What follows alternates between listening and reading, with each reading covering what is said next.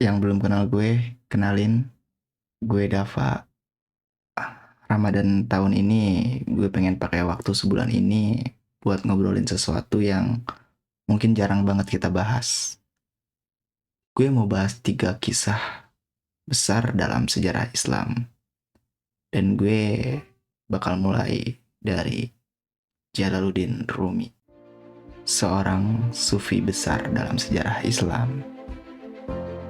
Katanya Rumi, cinta itu sifatnya universal, karakter yang dimiliki semua orang.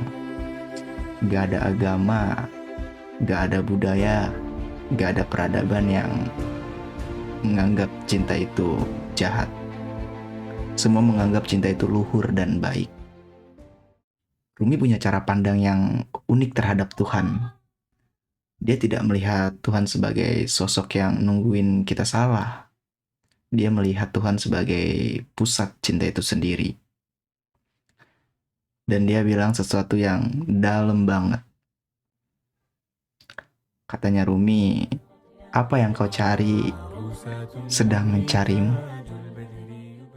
Artinya, mungkin bukan kita yang sibuk nyari Tuhan.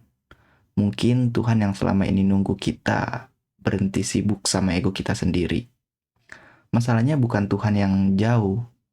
Masalahnya kita yang terlalu penuh dengan ambisi, penuh dengan pembuktian, penuh ingin terlihat benar. Dan selama kita penuh dengan semua hal itu, mungkin kita gak akan pernah sampai pada pemahaman cinta itu sendiri. Rumi percaya bahwa semakin lo cinta, semakin lo akan hilang. Bukan hilang secara fisik, tapi hilang ego dalam diri lo.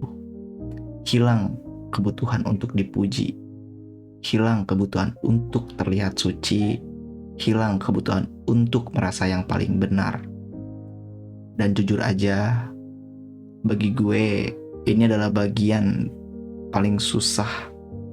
Karena ego kita semua itu gede banget, guys. Kita pengen dianggap baik, pengen dianggap paham, pengen dianggap spiritual, pengen dianggap yang paling benar.